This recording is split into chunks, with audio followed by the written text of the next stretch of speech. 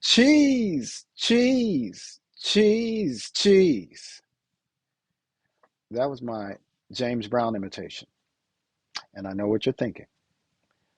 Don't give up your day job. Don't worry, I won't.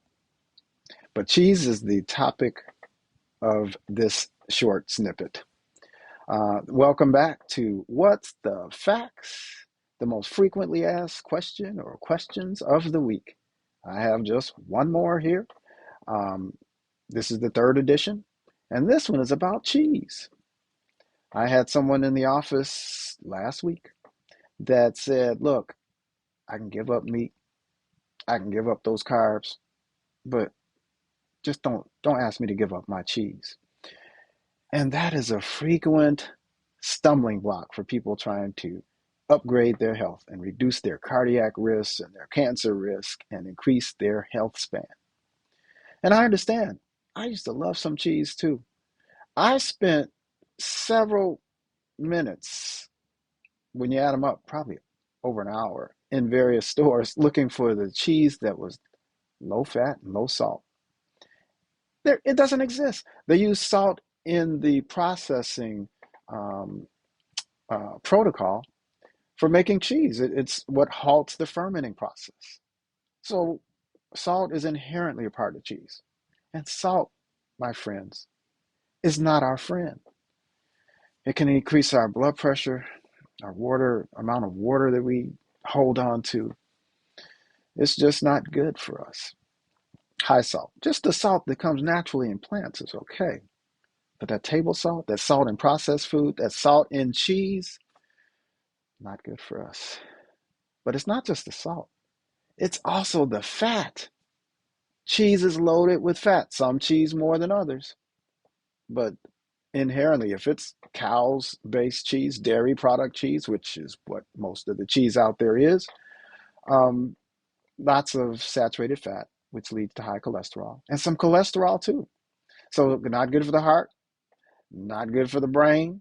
Yes, increases your dementia risk, your Alzheimer's risk. That's what saturated fats can do. Not good for the colon, can increase your risk of colon cancer. And they have lowered the age for screenings for colon cancer. You know why? Because it's been on the increase over the past years. It's happening at younger ages, mostly because of diet and lifestyle, but mostly diet. So anyway, yes, the salt, the fat associated with cheese, and then the foreign protein, the cow's protein, that can drive inflammation. It can increase this hormone called IGF-1.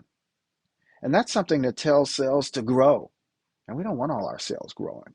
We got enough problems with weight in this country. It also going to tell cells that aren't supposed to even be in our bodies, those cells that have unregulated growth called tumors, cancers. It gives a signal for them to grow.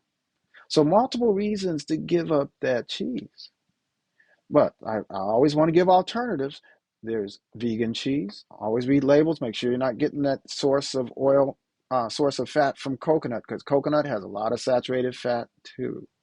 And so does palm oil. So read those labels. If you got saturated fat coming from those plants, that's still not good for your heart. So make sure that's not the case. Make sure there's not too much salt added also and extra chemicals. So you have to do your research, but there's some good vegan cheeses out there. And there's nutritional yeast. Nutritional yeast has some, and many of the formulations have some vitamin B12 in there, and it's another source of protein. So that's another alternative. Unless you have Crohn's, if you have Crohn's, back off. Try to avoid the nutritional yeast. I think it may be a problem there. And check with your GI doctor if you have other inflammatory bowel diseases. All right, so that's pretty much it. So the next time someone brings your plate of food in a restaurant or anywhere, and there's cheese on your potatoes or on your veggie burger, you tell them that's not your cheese. Sorry, I couldn't help myself. Um, all right, we'll see you next time, and don't forget to eat right, sleep right, exercise, socialize, and challenge your mind.